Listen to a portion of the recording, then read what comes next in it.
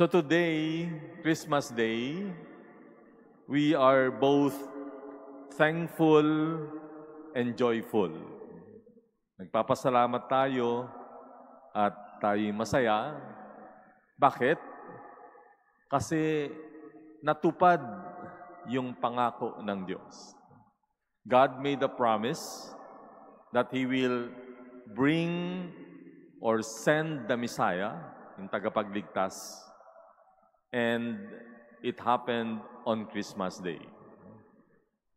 Christ, or Jesus Christ, the Son of God, came to be born.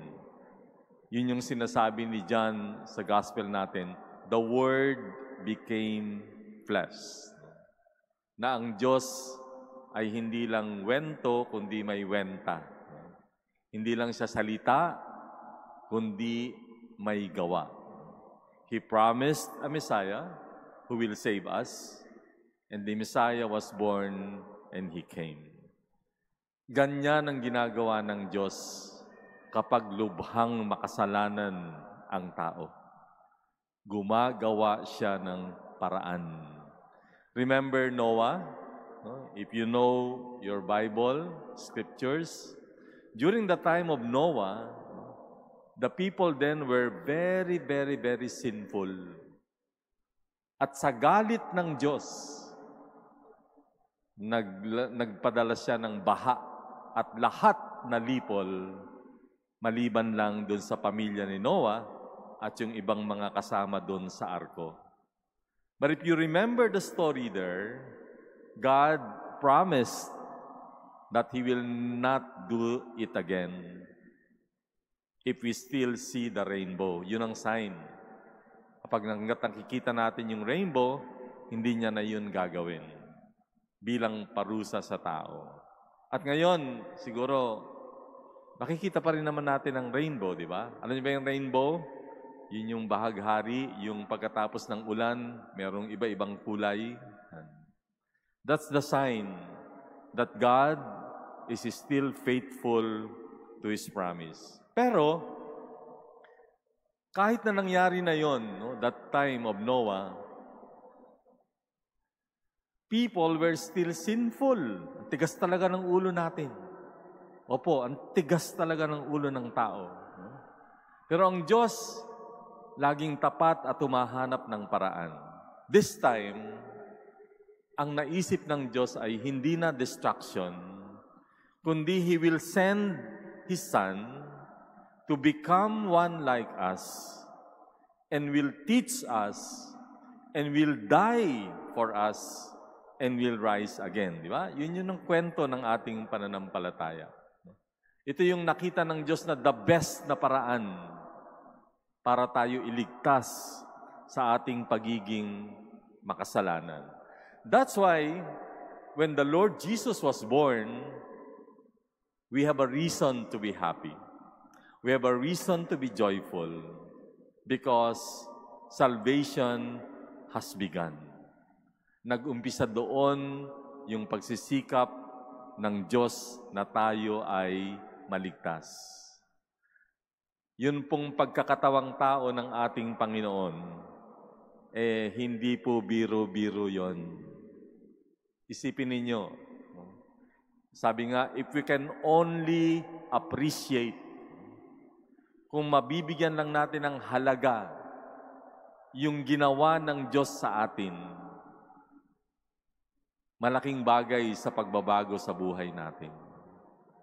Imagine, He was God and He became human. Siguro isipin niyo yung sarili niyo, o ikaw, tao, at magiging insekto ka. Kaya mong gawin yun? Na-imagine mo yung laktaw, ika nga, ng pakpakumbaba na ginawa mo. Pero higit pa doon ang ginawa ng Diyos. No? In fact, maganda po yung description ni Saint Paul, no, sa kanyang sulat sa mga taga-Pilipos. No? Ito po yung sinabi ni Saint Paul in his letter to the Philippians. I think he said it well. Who, sabi niya, though He was in the form of God, Diyos siya, did not regard equality with God something to be grasped. No? Yung pagiging Diyos, maganda yun. Gustong-gusto ko yun, di ba? Parang gusto mong nandun ka na lang. Pero hindi yun ang ginawa ng Panginoon. Rather, sabi niya, He emptied Himself, taking the form of a slave, coming in human likeness, and found human in appearance. He humbled Himself, becoming obedient to death, even death on the cross. In other words, when God became human, He ate what we ate. He drank what we drank. We walk where we walk. He even died like how we will also die. Lahat yon niyakap niya. Naalala ko, nung kaming seminarista, may time na pupunta kami sa mga mahihirap para makisalamuha at makitira. Titira kami doon ng 1 buwan. No?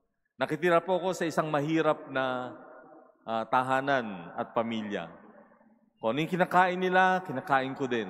Saan sila natutulog, doon din ako natutulog. Basta lahat ng kanilang parte ng buhay ginagawa, yun din ang aking naranasan. Nung magpapaalam na ako, sabi nung tatay, "Brother," sabi niya, "hanga ako sa'yo." "Hanga? Bakit ho?" sabi ko. Kasi, kung paano kami nabuhay, ginawa mo din. Akala ko doon na yung tapos ng kanyang statement. Pero, may pero pala siya.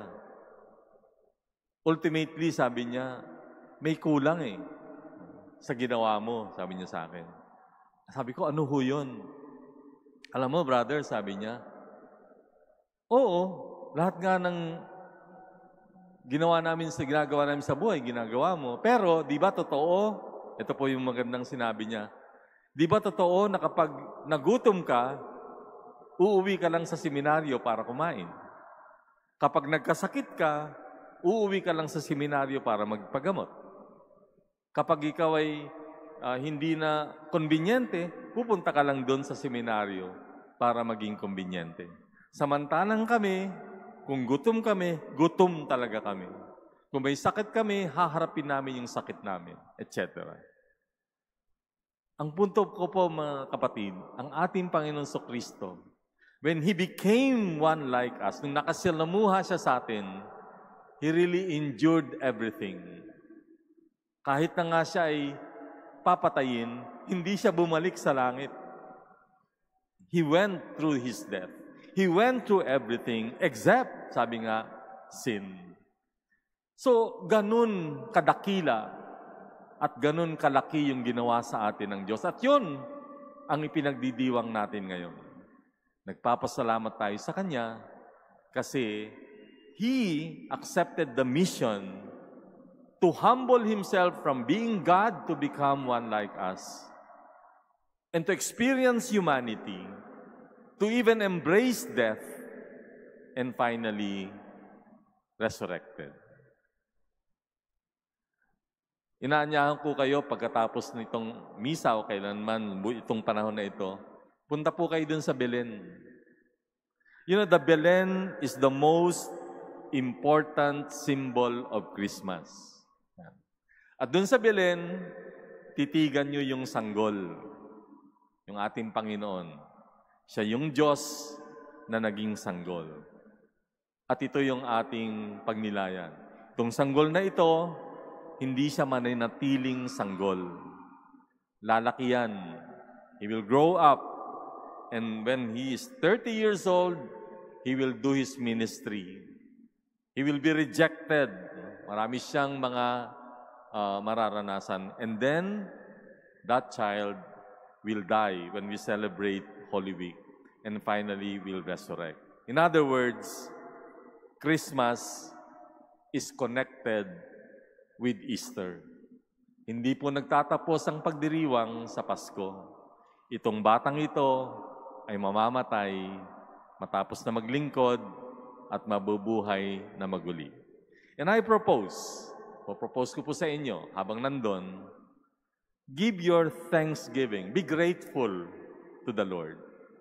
Be joyful for what He did. But at the same time, renew your covenant with Him. Make that promise to be obedient and faithful to Him. That's the best Christmas gift we can give the Lord. We can give ourselves. We can give to everyone we will meet.